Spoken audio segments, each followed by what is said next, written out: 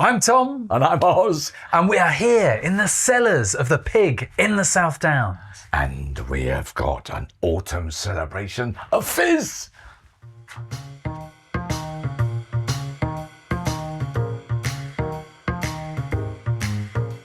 Open it then. Right, come on, here we go. Come on.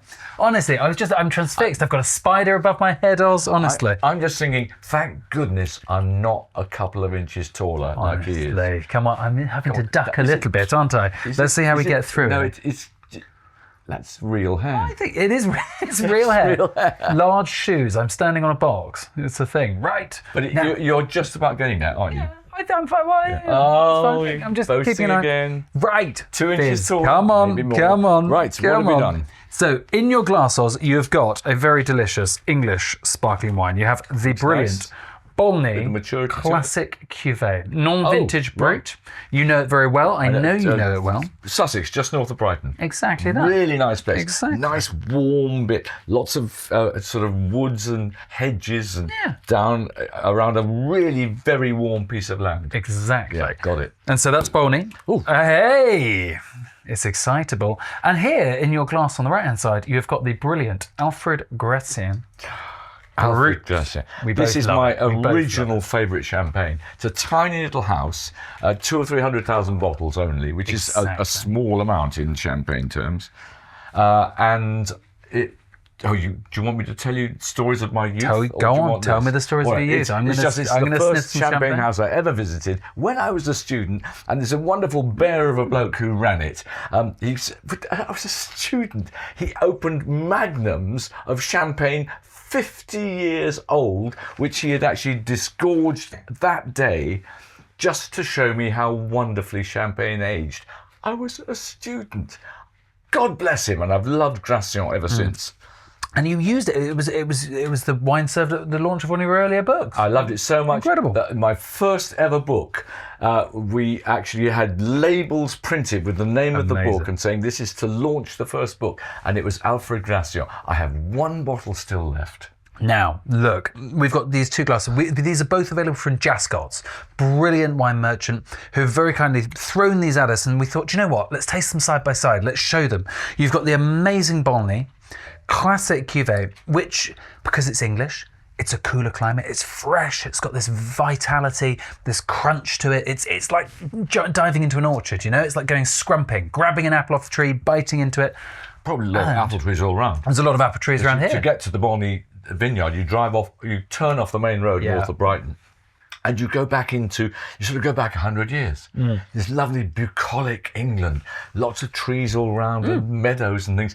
And then suddenly, there you are, this big field surrounded by hedges, looking south, protected from the wind. That's the Bolney vineyard. That's it. And it's been there since the 50s, which is incredible. Ooh, yes, and it was an old chicken farm, then it was a pig farm, and a wonderful lady called Sam Linter really created it. We love Sam. Yeah, amazing. Smashing lady. And she said to me, and I'm not sure if this is true, she said, Sussex is the sunniest county in England. I'm not convinced that's so. Then she said, and Bolney is the sunniest place in Sussex. So I think those are two statements. Thank you, Sam, for the statements. They're opinions.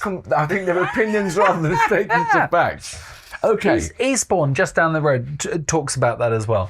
But the great thing about Bolney is they've always been massive innovators. They were very early still wine producers in England. They make some very, very good sparkling wines in England as well. They work with a number of different grape varieties, but this is the classic Chardonnay, Pinot Noir, Pinot Meunier trio. They were just about the first people in England to plant Pinot Noir. They planted Pinot Noir in 1972.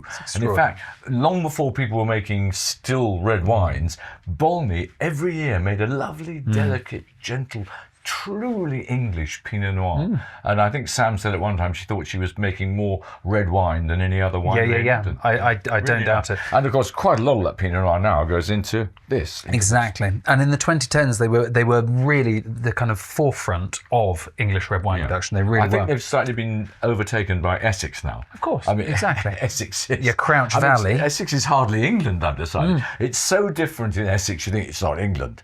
It's just... I like to think of it as a totally separate thing. Totally separate That's thing. exactly. But in it's the a Sussex south boy. of England, I think that Bolney is still very much a leader in reds. Definitely. Yeah. And in the other side, you've got this amazing producer, as we've mentioned, Alfred Gratien. So you've got these together. On the left is Bolney, fresher, vibrant, really bright, doing everything that English wine should do. It's mouth-watering, it's Moorish.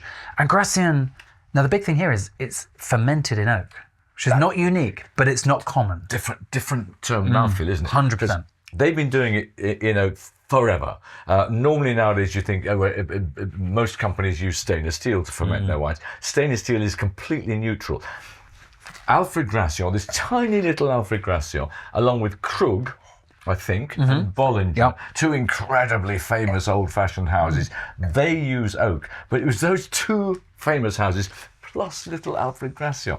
God bless them, because it does make a difference. Enormous difference. It fattens the wine out, it broadens it, it takes some of that acidity away from it, takes some of that cut, that attack. And another thing, of course, this is a non-vintage wine, which means it doesn't have, all the wine is not just from a single harvest. What they do to give it extra broad flavours, actually extra length, something about the wine, you swallow it and it holds in your mouth the flavour. Exactly. They use a thing called reserve. And that means that they put wines in a tank, or in knowing them, in a wooden barrel, and keep it for a few more years. So it gets richer and fatter in character. And then they put 15% reserve wine in with the young wine, and it makes an enormous difference. And they've been doing this since the mid-1800s. So 1864 it was founded in Épernay, and they have a really distinct style to them. That's what I really like about them, as we've said. By the way, they age forever. They do age forever. Age forever. You find this, that I've got 1 or 2 bottles of Gratien non-vintage, 20 years old. Yeah. Absolutely. Fabulous condition still. And I think, what's so nice about that is they are very much a distinct producer. They're very autumnal in terms of they are softer flavoured. They are red apple skins rather than vital fresh green apple. They're great autumnal fizzes. You haven't got that sharp citrusy quality of it. Sometimes in an English wine, particularly ones off chalk, limestone and chalk, but mostly chalk, there is a real cut, like a very beautiful Sicilian lemon, not a cheap old supermarket lemon, a Sicilian lemon, something very fine, very, very, very sharp, but elegant. And that's the flavour, particularly of Pinot Noir, but particularly of Chardonnay. Charles, yes. Coming off chalk soil.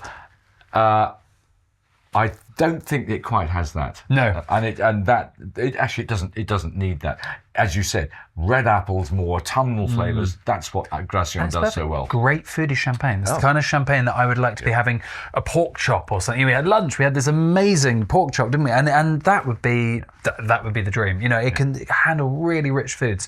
Your squashes, your kind of deeper, caddy, leafy bits that turn up at this time of year. It will do well with that. I mean, drink it with a roast chicken. Happy days. That would be great.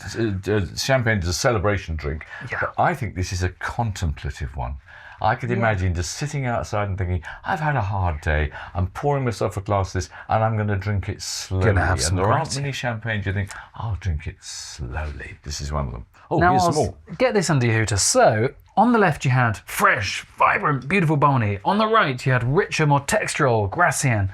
Now, and I think this is going to be the thing, in the middle of that you have amazing English wine from Fox & Fox.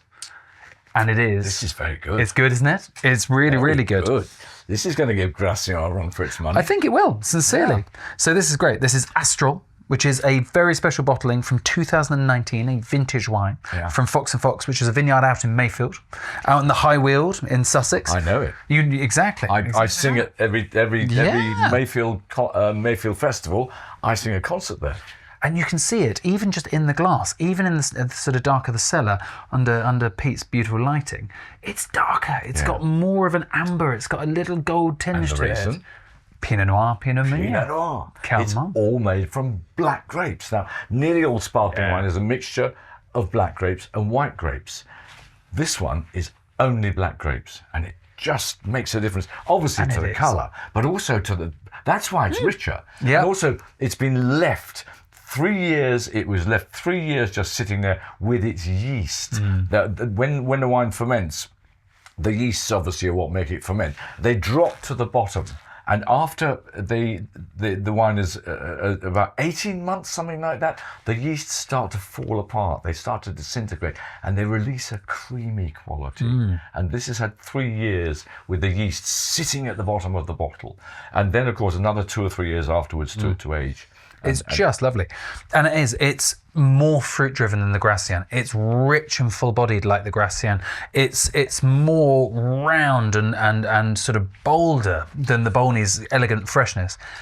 But it is... I can taste the fruit in it. I can taste that hot summer. It's black currants, isn't it? It's like black currants running through it. It is red apple skins again. It's punchy. It's super good. It is black currants. Yeah. I like champagne, black currants. Well, it's not champagne. I keep saying champagne. It's English sparkling wine. But it is black currants. That's what I think is running through it. And so what I think is so lovely about this is, single vineyard, just outside Mayfield, really distinct terroir. 19's a lovely year. Overshadowed by 18. The second you hear about the great English wine vintages to date, 18 comes up. It's a sort of flag bearer. And 20. But in between, nobody remembers. In between, you had a year that was nearly as good. The last couple of weeks before harvest ducked away, wasn't quite perfect. The rain just came at the wrong moment. But it was blooming good. If it hadn't summer was as good as 18. And if it hadn't been preceded by 18, it would have been given the kind of credence it was meant to have. And so look, I think it's a lovely, lovely, lovely glass, lovely glass of wine. Made in a tiny quantity. You can see the number hand bottled here. So we are drinking bottle 89 of 500, and you won't be able to have any of that because I can assure you it won't be sticking around for very long. And made in Mayfield, which is just the most beautiful village high up in the Weald. It's just lovely. And of course, every 2 years, I sing there. Come on. And don't let that put you off. Get stuck into delicious sparkling wine this autumn. Isn't it a nice thing? Oz, here's to sparkling wine at this time of year. Sparkling wine in the autumn. Cheers. This is just one of our Wine Alive Autumn Sipping Series videos from me, Tom Surgey, and my mate, Oz Clarke. If you'd like to know more about the wines we've tasted, head over to our blog at wine-alive.com and check out our other episodes. Don't forget to like, share, and subscribe. Thanks again for watching, and we hope you sip splendidly this autumn.